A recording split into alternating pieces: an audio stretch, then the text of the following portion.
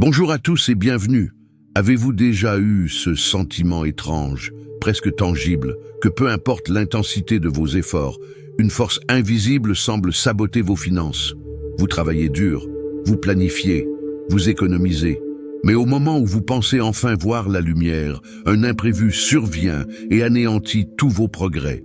Une facture inattendue, une panne de voiture, un projet qui s'effondre à la dernière minute, et le cycle recommence. Beaucoup vous diront que c'est de la malchance, une mauvaise gestion ou simplement la vie. Mais au fond de vous, une petite voix vous murmure que c'est plus profond que cela. Une voix qui vous dit que vous êtes face à un mur invisible, une résistance spirituelle qui vous maintient en captivité. Si cette description résonne en vous, alors sachez que vous n'êtes pas ici par hasard. Ce n'est pas une coïncidence. Aujourd'hui, nous n'allons pas parler de budget ou de techniques d'investissement. Nous allons faire quelque chose de bien plus puissant. Nous allons allumer la lumière dans les ténèbres de votre vie financière. Nous allons exposer les voleurs invisibles, ces esprits malins qui s'infiltrent dans votre maison et dans votre vie pour bloquer votre prospérité. Et plus importante encore, je vais vous donner les clés spirituelles, les stratégies précises et les étapes pratiques pour briser leur emprise, purifier votre territoire et libérer le flux d'abondance que Dieu a prévu pour vous. Ce que vous allez apprendre aujourd'hui a le pouvoir de changer radicalement votre situation. Pas dans 6 mois, pas l'année prochaine. Le changement commence maintenant. Alors, si vous êtes prêt à passer de la frustration à la victoire, si vous êtes prêt à transformer votre histoire financière, faites-le moi savoir dès maintenant en laissant un like sur cette vidéo. Considérez ce simple clic comme votre premier acte de foi, votre déclaration que vous refusez de rester une victime. Vous l'avez fait? Parfait. Alors, nous commençons. Partie 1. Le diagnostic spirituel de vos finances. Pour remporter une guerre, il faut d'abord comprendre l'ennemi et identifier ses stratégies. Beaucoup de gens prient pour leurs finances de manière générale. Seigneur, bénis-moi. Mais c'est comme un médecin qui prescrirait une aspirine pour toutes les maladies. Pour obtenir une guérison, il faut un diagnostic précis. Le premier point que nous devons établir est que vos blocages financiers ne sont souvent que le symptôme d'un problème spirituel plus profond. Laissez-moi vous donner des exemples concrets pour que vous puissiez voir si vous vous reconnaissez. Le premier symptôme est ce que j'appelle le panier percé. L'argent rentre. Vous recevez votre salaire, une prime, un paiement inattendu. Vous ressentez un bref moment de soulagement. Mais presque immédiatement, une série de crises se déclenche. C'est le frigo qui tombe en panne, un problème de santé soudain qui nécessite des dépenses, une amende. L'argent ne reste jamais. Il vous file entre les doigts, comme de l'eau versée dans un panier rempli de trous. Ce n'est pas de la malchance, c'est une stratégie de l'ennemi pour vous maintenir dans un état de survie constant, vous empêchant d'épargner, d'investir ou de construire quoi que ce soit de durable. Le deuxième symptôme est celui des portes qui se ferment au dernier moment. Vous avez toutes les compétences, un CV parfait. Vous passez plusieurs entretiens pour le poste de vos rêves. Tout se passe à merveille. On vous dit, c'est vous que nous allons choisir, nous vous rappelons demain. Et puis, silence radio. Ou alors, on vous annonce qu'ils ont choisi quelqu'un d'autre à la dernière seconde. Un contrat qui était sur le point d'être signé est annulé sans explication. Une opportunité en or s'évanouit sous vos yeux. C'est une force spirituelle de blocage qui place un obstacle invisible juste avant la ligne d'arrivée pour vous maintenir dans la frustration et le découragement. Le troisième symptôme, et l'un des plus courants, est la répétition des cycles de dette. Vous parvenez à rembourser un crédit et presque aussitôt, vous êtes forcé d'en contracter un autre. La dette semble être une chaîne invisible qui se transmet, parfois même de génération en génération. Vous regardez vos parents, vos grands-parents, et vous voyez le même combat, la même lutte incessante contre le manque. Maintenant, comment savoir si cela se passe dans votre vie? L'ennemi laisse des traces. Portez attention à vos rêves. Avez-vous des rêves récurrents où vous perdez votre portefeuille, où l'on vous vole de l'argent? Rêvez-vous que vous retournez dans votre ancienne maison, dans une situation passée de pauvreté? Voyez-vous des pièces de monnaie cassées, des billets de banque brûlés ou déchirés?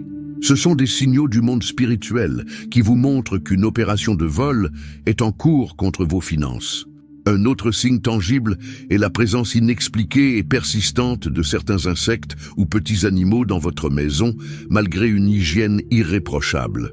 Des fourmis qui apparaissent de nulle part, des mites qui dévorent les vêtements, des cafards. Dans le monde spirituel, ces choses sont souvent la manifestation de ce que la Bible appelle l'esprit du dévoreur. Sa mission est de consommer, de détruire et de réduire à néant le fruit de votre travail. Enfin, analysez votre état émotionnel. Ressentez-vous un épuisement spirituel et physique intense juste après une petite victoire financière? Cette joie est de courte durée, rapidement remplacée par une angoisse ou une lourdeur. C'est parce que l'ennemi déteste vous voir progresser et il déploie une énergie spirituelle négative pour siphonner votre joie et votre motivation. Si vous vous reconnaissez dans un ou plusieurs de ces points, alors écoutez très attentivement. Ce n'est pas votre imagination. Vous êtes engagé dans un combat spirituel pour votre destinée financière. Et la bonne nouvelle, c'est que ce combat, vous pouvez le gagner.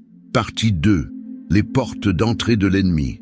Ces esprits ne peuvent pas opérer dans votre vie sans une autorisation, sans une base légale. Ils cherchent constamment des portes ouvertes, des failles dans nos défenses spirituelles. Comprendre comment ils s'infiltrent est la clé pour pouvoir les expulser. Il y a 3 portes d'entrée principales. La première porte et la plus sournoise, ce sont les objets présents dans votre maison. Chaque objet a une histoire, un cadeau que vous avez reçu, un souvenir ramené d'un voyage, un meuble acheté d'occasion. Certains de ces objets peuvent être chargés spirituellement. Ils peuvent avoir été consacrés à des idoles, utilisés dans des rituels occultes ou simplement provenir d'une personne qui nourrit de la jalousie ou de la haine à votre égard. Ces objets agissent comme un cheval de Troie spirituel. Ils semblent inoffensifs, mais ils sont une porte d'entrée, une antenne qui permet aux esprits de blocage d'opérer directement depuis l'intérieur de votre territoire.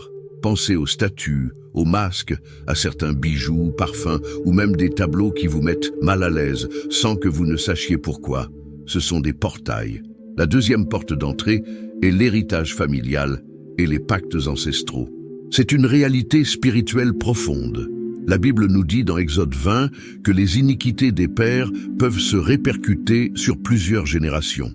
Si l'un de vos ancêtres a pratiqué la sorcellerie, a consulté des voyants, a fait un pacte pour obtenir du succès ou de l'argent, il a ouvert une porte sur toute sa lignée. Cela crée ce qu'on appelle une malédiction transgénérationnelle.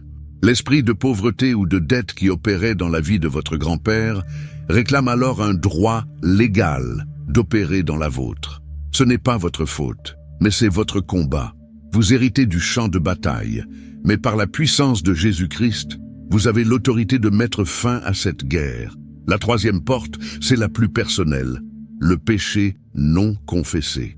Le péché, quel qu'il soit, la malhonnêteté, la rancune, l'immoralité, la peur, le doute, créent une brèche dans notre muraille spirituelle. C'est comme laisser une porte de votre maison grande ouverte la nuit dans un quartier dangereux. Chaque fois que nous choisissons de désobéir aux principes de Dieu, nous donnons une autorisation légale à l'ennemi. L'esprit de Mammon, l'esprit de l'amour de l'argent, est particulièrement puissant. Si nous tombons dans l'avarice, la malhonnêteté financière ou une anxiété constante face à l'argent, nous lui donnons directement le contrôle de ce domaine de notre vie. Ces esprits agissent comme des voleurs. Ils ne se contentent pas de voler votre argent. Ils volent votre paix, votre joie, votre motivation. Ils créent des conflits dans votre couple à cause de l'argent. Ils vous poussent à l'isolement. Leur but final est de vous faire douter de la bonté de Dieu et de vous amener à abandonner votre destinée. Partie 3. Discerner la racine pour couper la branche. Maintenant que vous comprenez les symptômes et les portes d'entrée, il est crucial d'apprendre à discerner la source spécifique de votre problème. Une prière générique aura un effet limité. Une prière ciblée, qui nomme la racine du problème, est une arme de destruction massive dans le monde spirituel. Nous pouvons classer les attaques en 3 catégories principales. La première est l'héritage spirituel, comme nous l'avons évoqué. Comment le savoir? Regardez votre arbre généalogique. La pauvreté, les faillites, les dettes sont-elles un schéma récurrent? Vos parents ont-ils lutté de la même manière que vous? Y a-t-il des histoires de membres de la famille impliqués dans l'occultisme, la franc-maçonnerie ou d'autres pratiques spirituelles non bibliques? Si la réponse est oui, il est très probable que vous soyez face à une forteresse ancestrale qui doit être démolie. La deuxième catégorie est l'attaque directe de la sorcellerie. Ne soyez pas naïfs. La jalousie et l'envie sont des forces spirituelles puissantes. Quand quelqu'un vous envie pour votre potentiel, vos succès ou même votre famille, ses paroles et ses pensées peuvent devenir des malédictions. Dans les cas les plus extrêmes, certaines personnes mal intentionnées peuvent consciemment faire des rituels contre votre prospérité, levant des autels occultes pour bloquer vos finances. Comment le savoir? Souvent, ces attaques sont précédées de conflits intenses avec une personne ou d'un sentiment soudain et oppressant de lourdeur après avoir partagé une bonne nouvelle. Les blocages qui surviennent sont souvent brutaux, illogiques et spectaculaires. La troisième catégorie est la légalité personnelle. C'est lorsque le problème vient de nous-mêmes. C'est le domaine le plus difficile à admettre, mais le plus rapide à résoudre. Avez-vous été malhonnête dans une transaction? Avez-vous une dette que vous refusez de payer par orgueil? Gardez-vous de la rancune ou du non-pardon dans votre cœur? Le non-pardon est un poison spirituel qui donne un droit énorme à l'ennemi. Avez-vous fait des vœux négatifs sur vous-même comme « je n'y arriverai jamais, je suis nul avec l'argent ». Vos paroles ont un pouvoir créateur. En prononçant ces choses, vous prophétisez la défaite sur votre propre vie. Prenez un instant maintenant. Demandez au Saint-Esprit de vous révéler la racine de votre problème. Ne vous fiez pas seulement à votre intelligence. L'Esprit de Dieu connaît les secrets les plus profonds. Il vous montrera la source, car ce n'est qu'en identifiant la racine que nous pourrons la couper définitivement. Partie 4. Le chemin de la libération en 5 étapes. Nous arrivons maintenant au cœur de notre enseignement. La stratégie de combat. La victoire n'est pas automatique, elle se réclame. Je vais vous donner un protocole en 5 étapes, un plan d'action clair et puissant pour reprendre ce qui vous a été volé. Étape 1, la prise de conscience et la repentance. La première étape n'est pas une prière, c'est une décision. Vous devez reconnaître que beaucoup de vos impulsions financières, l'achat compulsif, la peur de manquer, la recherche de la gratification instantanée, sont souvent liées à une blessure ou à un vide spirituel. Vous devez décider de ne plus être esclave de ces impulsions. Prenez conscience de ce qui a réellement de la valeur pour vous, de ce qui est utile sur le long terme et non de ce qui est simplement agréable sur le moment. Ensuite, vient la repentance. C'est l'étape de la rupture de l'égalité. Vous devez confesser à Dieu tous les péchés qui ont pu servir de porte d'entrée, la peur, le doute, la malhonnêteté, la rancune, les paroles négatives. Nommez-les spécifiquement. La repentance n'est pas juste dire « pardon », c'est un changement de direction. C'est fermer la porte à clé et jeter cette clé. Étape 2, la prière spécifique de renonciation. Armé du discernement que vous avez acquis, vous allez maintenant prier de manière ciblée. Vous n'allez pas demander, vous allez commander. Si vous avez identifié un héritage familial, vous allez dire à voix haute « Au nom de Jésus-Christ, je renonce à toute malédiction de pauvreté et de dette venant de ma lignée familiale. Je brise tout pacte occulte fait par mes ancêtres. » Si vous suspectez une attaque de sorcellerie, vous direz « Au nom de Jésus-Christ, je brise tout sortilège, tout envoûtement, toute parole de malédiction lancée contre mes finances. Je déclare que nulle arme forgée contre moi ne prospérera. » Étape 3. La purification de votre maison. Votre maison est votre sanctuaire, votre territoire. Vous devez le nettoyer spirituellement. Prenez de l'huile d'olive simple suffit, et priez dessus, demandant à Dieu de la consacrer pour cet acte prophétique. Ensuite, parcourez chaque pièce de votre maison et appliquez une petite quantité d'huile sur les cadres des portes et des fenêtres. Pendant que vous le faites, priez à voix haute. Je consacre cette maison à Jésus-Christ. J'ordonne à tout esprit infiltré, tout esprit de pauvreté, de blocage, de dévoration, de quitter ce lieu maintenant, au nom de Jésus. Cette maison est un territoire saint. Débarrassez-vous également de tout objet suspect que le Saint-Esprit vous aura montré.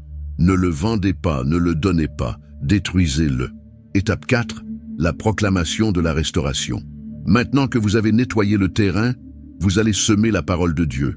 La foi vient de ce que l'on entend, et cela inclut le son de votre propre voix déclarant les promesses de Dieu. Il y a un verset d'une puissance incroyable dans le livre de Joël, chapitre 2, verset 25.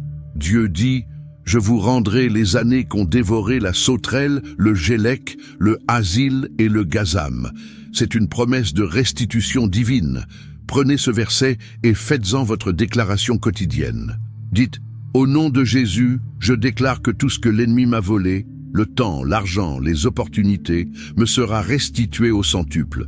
Je déclare que les années dévorées me sont rendues. » Étape 5. L'acte de foi. Pratique.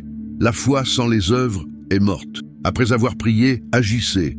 Faites un acte qui démontre votre foi en la libération. Cela peut être de commencer à planifier un projet que vous aviez abandonné, de donner une petite somme à quelqu'un dans le besoin, même si vous êtes dans le manque, cela brise l'esprit de pauvreté, ou de jeter les lettres de rappel de dette en déclarant « Ceci n'est plus mon identité, je suis libre de la dette au nom de Jésus ». Partie 5. Prière d'activation et d'autorité. Maintenant, je veux que nous fassions un pas de plus ensemble. Je vais vous guider dans une prière. Ce n'est pas ma prière, c'est la vôtre. Répétez ces paroles à voix haute, non pas comme une formule magique, mais avec l'autorité que Christ vous a donnée. Mettez-y toute votre foi. Prions ensemble. Père céleste, je viens devant toi au nom de ton Fils Jésus-Christ. Je te remercie pour ton amour, pour ta grâce et pour le prix qu'il a payé à la croix pour ma liberté totale. Merci parce que tes plans pour moi sont des plans de paix et non de malheur, des plans pour me donner un avenir et de l'espérance. Aujourd'hui, je me tiens sur cette promesse. Je confesse et je me repens pour tous mes péchés, connus et inconnus, qui ont donné un accès légal à l'ennemi dans ma vie et mes finances. Je me repens pour la peur, pour le doute, pour la malhonnêteté, pour l'amour de l'argent et pour toute parole négative que j'ai prononcée. Je te demande pardon et je reçois ton pardon. Je ferme maintenant ces portes au nom de Jésus. Avec l'autorité que tu m'as donnée, je m'adresse maintenant aux forces des ténèbres. Je brise et j'annule toute malédiction de pauvreté, de manque et de dette qui pèse sur ma vie à cause des péchés de mes ancêtres. Je déclare que je suis une nouvelle création en Christ et que les chaînes du passé sont brisées.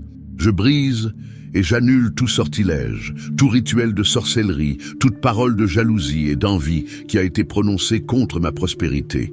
Je renvoie ces flèches à l'envoyeur, non pas avec haine, mais sous la forme de la bénédiction de l'Évangile. J'ordonne à tout esprit de blocage, tout esprit de dévoration, tout esprit de mammon, de quitter ma vie, ma maison, mon travail et mes finances maintenant, au nom puissant de Jésus-Christ. Vous n'avez plus aucun droit, aucune place, aucune autorité sur moi. Et maintenant, Père, je te demande de libérer tes anges pour accomplir ta parole. Je déclare que mes finances sont libérées. Je déclare que les portes fermées s'ouvrent. Je déclare la restitution de tout ce qui a été volé. Je reçois ta faveur, tes idées créatives et ton abondance, non pas pour la thésauriser, mais pour être une source de bénédiction pour les autres et pour l'avancement de ton royaume. Tout cela, je le déclare et je le reçois par la foi, au nom glorieux de Jésus-Christ. Amen. Prenez une profonde inspiration. Quelque chose vient de se passer dans le monde spirituel. Vous avez changé de position. Vous n'êtes plus une cible. Vous êtes un soldat victorieux. Partie 6. Maintenir votre territoire et marcher dans la victoire. La libération est un événement, mais la liberté est un style de vie. Votre combat ne s'arrête pas après cette prière. L'ennemi reviendra tester vos défenses pour voir si la porte est de nouveau ouverte. Voici comment vous assurer qu'il la trouvera définitivement fermée. Premièrement, gardez vos portes. Soyez extrêmement vigilants sur les objets que vous laissez entrer chez vous. Avant d'accepter un cadeau ou d'acheter quelque chose, demandez-vous quel est l'esprit derrière cet objet. Si vous avez le moindre doute, refusez-le poliment ou consacrez-le à Dieu avant de l'utiliser. Deuxièmement, évaluez vos relations. Entourez-vous de personnes qui vous élèvent, qui célèbrent vos victoires et qui vous encouragent. Éloignez-vous des personnes chroniquement négatives, jalouses ou qui vous tirent vers le bas. Certaines relations sont des poids morts spirituels qui vous empêchent de décoller. Vous devez les couper. Ce n'est pas un manque d'amour, c'est de la sagesse spirituelle. Troisièmement, maintenez une discipline spirituelle. La prière et la méditation de la parole de Dieu ne sont pas des options. C'est votre nourriture spirituelle quotidienne. Un esprit bien nourri est un esprit fort, capable de discerner les ruses de l'ennemi et de résister à ses attaques. Le jeûne est également une arme puissante pour briser les résistances spirituelles les plus tenaces. En appliquant ces principes, vous ne faites pas que protéger votre libération, vous construisez une forteresse spirituelle imprenable autour de votre vie et de votre famille. Nous avons couvert beaucoup de terrain aujourd'hui, et je sais que c'est intense. Mais je veux que vous partiez avec ceci. L'intention de Dieu pour vous n'a jamais été la survie, mais l'abondance. Pas nécessairement l'abondance de biens matériels pour l'orgueil, mais l'abondance de ressources pour que vous puissiez accomplir votre mission sur cette terre et être une bénédiction pour les autres. Le joug spirituel qui bloquait ce flux vient d'être brisé. Une restauration est en train de se mettre en place. Ne vous découragez pas si vous ne voyez pas tout changer en une nuit. Vous avez planté des graines puissantes dans le monde spirituel. Continuez à les arroser avec votre foi, vos déclarations et vos actions, et vous verrez la récolte. Maintenant, pour sceller ce que nous avons fait aujourd'hui, je veux vous inviter à faire un acte prophétique puissant.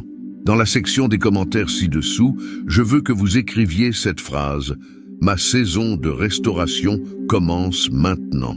Ce n'est pas juste une phrase. En l'écrivant, vous faites une déclaration publique dans le monde visible et invisible.